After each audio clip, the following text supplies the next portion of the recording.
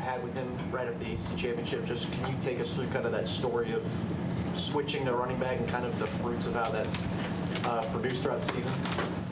Yeah, so going into the ACC championship game, I wasn't playing as much as I wanted to at receiver, and then just throughout the game, just staying engaged and just having an opportunity. Mafa actually, Jay's unfortunate injury on one of those kick returns, then Mafa's cleat actually blowing out right before one of those kick returns. Have an opportunity to go back there. I knew I could at least catch it because I caught them in high school. So if you fair catch, you get the ball on the 25-yard line. And they made a little run and came back on us. And so Coach Swinney was like, you know what, just bring it out. And making that run, I think Coach Swinney just saw, just what I could do with the ball in my hands. He thought, maybe it'd be better for me to switch to running back and, just have the opportunity to just kind of get the ball in my hands quicker than you could on the outside. And I think he's just been a blessing, kind of in disguise, just all the things that went into me having to switch and then being able to switch and being able to make it successful. I mean, it's just been shout out to all my coaches and my teammates that have just been supportive along the way and have helped me in the best way possible for my success. Forget if he's asked you this before, but why did you gravitate to receiver in the first place? I know Coach Swinney said you wanted to be like Julio Jones or whatever. Like, what was the reason you actually? I don't know. That's just what I played in high school. When I was coming up in rec ball, I played quarterback, and at my high school, at Myrtle Beach High School, we always just threw the ball around, and the receivers were kind of the guys that were just idolized. I mean, we had great receivers that came through our program that might not have had the best, grades, I would say, and but they were always really good at receiver, and that's kind of just what I wanted to be. And coming through the Myrtle Beach High School program, Everett Golson, Drayton Arnold, Luke Doty, those guys just pitched the ball around the yard a lot. So just being a receiver was just kind of something that I looked forward to when I was being a young kid if I couldn't be a quarterback. That's where the baby Julio thing come from? Kelly Bryant out here on Jeremy Meadows. It was kind of coming to camp, and he just looked at me one day. He just like, oh, you look you look kind of like Julio Jones. And I was like, I didn't see it at first. And then being on the circuit of camps and going around and meeting a lot of different people, I got it a lot. So it's just kind of stuck with me all throughout high school and even into college. So, but yeah, that's where it came from. Kate was telling us about, I think it was after we talked to you, he talked to you on the sideline and about, imagine where was the park you played at when you were a kid, and imagine that. I guess where would that park have been actually? Pepper Gettings Rec. That's where it all kind of started. In Myrtle Beach High School, or in Myrtle Beach, South Carolina, right beside the high school. So, yeah, it just kind of took me back to a place of just wanting to enjoy it as a kid. I mean, I had dropped a touchdown. We had messed up a pitch. So, I mean, just had to settle back down and, just continue to keep playing the game. It was, we had only played a quarter and a half of the game. We had most of the game to go. So, just got to lock back in, get back focused, and, that Kay was just trying to, I would say, encourage me just to go back out there and compete.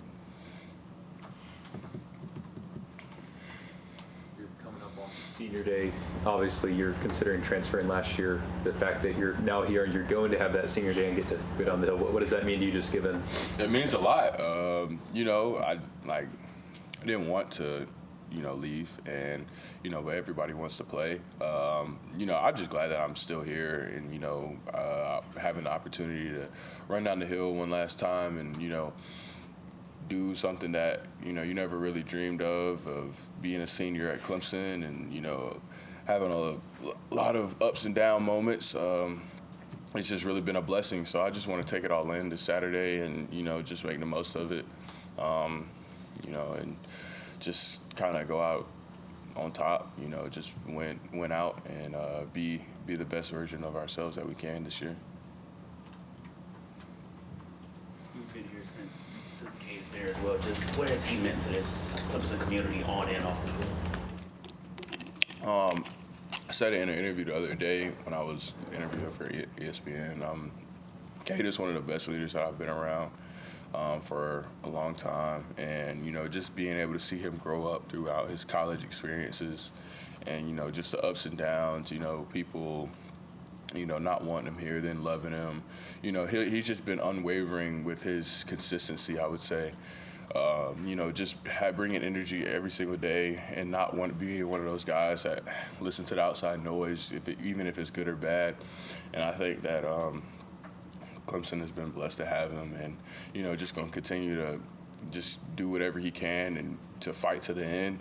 And I mean, I really just couldn't have asked to compete with another person like that, because when somebody is giving it all, it just really it really just shows how much they care and how much they care about you and like your teammates and the program.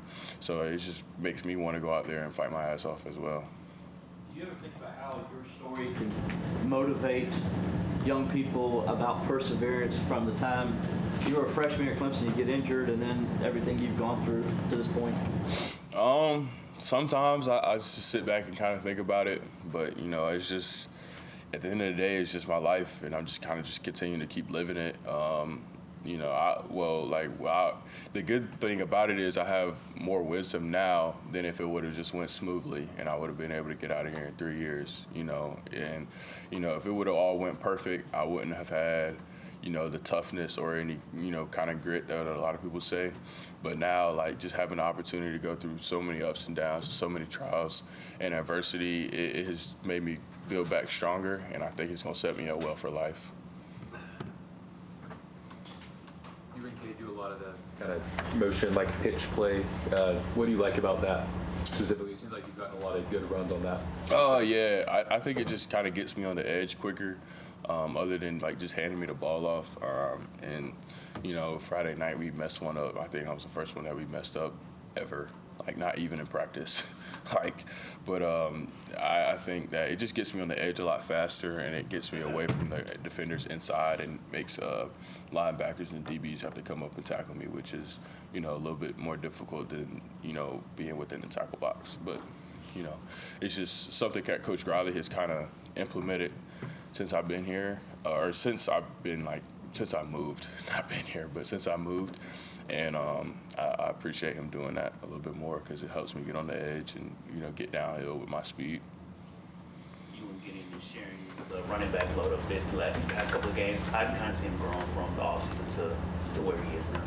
He's definitely grown a lot, just in his knowledge-wise, I would say, of the offense. And I think that he's just going to continue to blossom. I'm just glad that, the Clemson community and the fans get an opportunity to go out there and see what he's going to be able to do for the future. Him and Easy are going to have an opportunity to just light it up next year, especially, and when Jay and Jarvis get back. I mean, those guys are grinders. So, I love that they get an opportunity just to see what's to come for the future. Going off that, have you felt like you've been able to have a little bit more juice when you get into the game, not having to play, all 70 snaps or whatever it is? A little bit, maybe, I would say. But, I prepare myself to play every play. But, when Ged's out there, I'm definitely tuned in, locked in mentally for him, because I know that he's going to need me when we come over there and look on those iPads. I mean, yes, it does help, like, not having to play every play and having somebody that, like you could trust when they go out there that they're going to get the job done. So I'm thankful for that. But like I said, I do prepare myself to play every play. But, I am thankful that I have somebody that's behind me that, I could trust, and, it's not going to be a blunder or anything. It's just going to pick right up where I left off.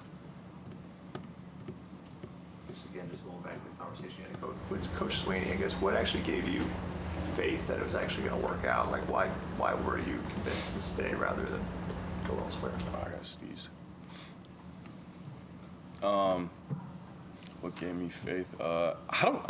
Honestly, what kind of gave me faith was I just love Clemson, and like I said earlier, I didn't want to leave, and I was willing to do anything that I could to help impact this program in the best way possible.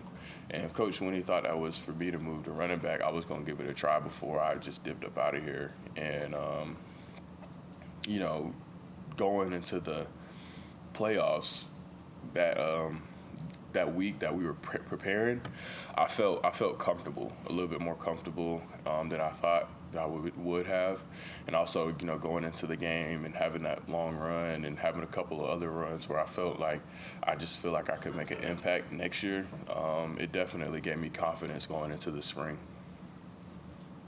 I think it would have been harder. I mean, now there's the one transfer portal window in January, and you have to make a decision. Do you think it's harder on athletes in that situation potentially? Yeah, it's so much craziness going on in college football now that it's just going to be difficult for athletes to manage and judge like what they have to do.